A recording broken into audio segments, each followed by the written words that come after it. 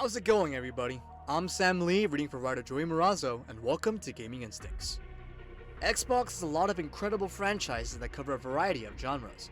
Halo takes care of first-person shooters, Gears of War is the go-to for third-person shooters, and Forza covers racing. What Microsoft is missing, however, is a platformer. Xbox has plenty of platformer franchises that can be brought back, but there are some studios that are more qualified than others. Here are top 5 Xbox studios that should make a platformer. Number 5. Double Fine. When Xbox purchased Double Fine in 2019, they took ownership of an incredible studio responsible for a wide range of beloved titles over the past 20 years. Between Brutal Legend, Grim Fandango, and Psychonauts, Double Fine has perfected the formula for strange games that capture a niche audience with outstanding success. Double Fine is already working on Psychonauts 2, a platforming game that will have the player make use of psi powers like telekinesis and levitation to traverse through levels. The only problem there is that Psychonauts 2 will release on all platforms and is not an Xbox exclusive. Once Psychonauts 2 is published, however, Double Fine's games going forward are presumably destined to be first-party Xbox titles. Furthermore, since it took 16 years to develop a sequel to the original Psychonauts, it feels safe to assume that it'll be a while before we see another entry in this franchise. Perhaps another splash in Explosion Man games? Number 4. Rare. This may well be the most obvious choice of a developer to make a platforming game for Xbox. After all, Rare was once a dominant force in the platformer genre with franchises like Conker and Banjo and Kazooie, to say nothing of their work with the Donkey Kong franchise. Since being acquired by Microsoft though, Rare was tasked with development of games for Kinect and working on the Viva Pinata series. In more recent years, they've been able to spread their wings again with titles such as Sea of Thieves and Everwild. Bottom line, it would be a crime not to have another platform adventure come from this studio, and Microsoft should know that. We feel that they should let Rare play with the franchises from their illustrious past. For a studio whose very DNA is rooted in platforming games, not getting to work on such games for a long time is a waste of talent and potential. Just imagine the hype of seeing Conker or maybe Banjo at the next Xbox game showcase. Number 3. Mojang Studios. It's hard not to feel as though Mojang Studios is Minecraft, rather than just working on it. Besides updating the base game, their focus is on licensing and co-developing Minecraft-related projects, whether it be Minecraft Dungeons or Minecraft Story Mode. To that end, Mojang has a lot on the table to work with when it comes to potential platforming adventure games. Minecraft has plenty of weapons and accessories that can make for a unique adventure. Having different levels make use of the crossbow or a minecart, along with other abilities like the fireball, can give the player plenty of ways to traverse each level while dodging the various enemy creatures. This franchise is one of the most successful of all time, owing in part to its ability to adapt to any space or idea to which it's introduced to.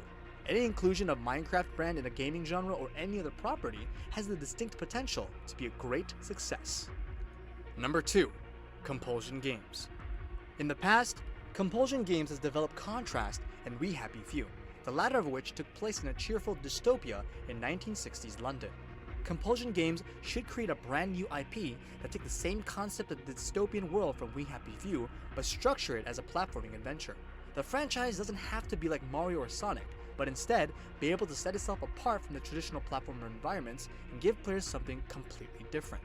Using the horror aspect of We Happy Few, this platformer can operate at a slower pace. Instead of using fictional weapons like fireballs, players can use guns and swords to defeat the enemies that are in their way. Jump scares, a horror-inducing soundtrack, and the right use of lighting could bring a unique experience to the genre that we haven't seen in a while. Obviously, we have seen darker platformers such as Inside and Limbo, but the writer believes Compulsion Games can make a game that will go further with the concept. Such a game could have the horror aspect cranked up to 11 to keep players on their toes and scared about what's to come next. And finally, number 1, Playtonic Games. With the recent rumors of Microsoft looking to purchase another studio, one standout candidate amid the discourse has been Playtonic Games, of Yooka-Laylee fame. While Yooka-Laylee released to some critical problems, a series of updates and a sequel have made it a solid foundation for an ongoing franchise. That said, there are currently no plans for extra content for the sequel, Yooka-Laylee and the Impossible Lair, besides updates to help improve gameplay. In addition, there haven't been any rumors about a third entry in the franchise being developed. Thus, a takeover by Microsoft right now will be perfect for helping Playtonic finish off the updates for Impossible Lair. From there, the studio will be free to either begin development on a third entry or take control of an older IP that Microsoft hasn't touched in a long time, especially anything typically handled by the now busy Rare studio. Playtonic Games making incredible platformers isn't a coincidence, since the entire team is made up of former Rare employees. Having some of the original development studio team come back and work on projects that they helped create over 20 years ago, like Banjo or Conker, would ensure that those franchises are in the best possible hands. With the possibility of Playtonic Games being acquired by Microsoft, Rare would be in a position to assist Playtonic if they were to bring back some of their former franchises. Whether it be an aspect of gameplay or maybe capturing the spirit of the character dialogue again, cooperation between the two studios feels like it can only result in good things. This has been Gaming Instincts. The full article is in the description down below, and if you want to check out other awesome articles, please be sure to go to our website at gaminginstincts.com. Don't forget to subscribe to our newsletter to be up to date on gaming news, and of course, don't forget to subscribe to our YouTube channel and turn on those notifications so you won't miss a new video when it comes out. Thanks for watching. This has been Sam Lee, and we'll catch you next time.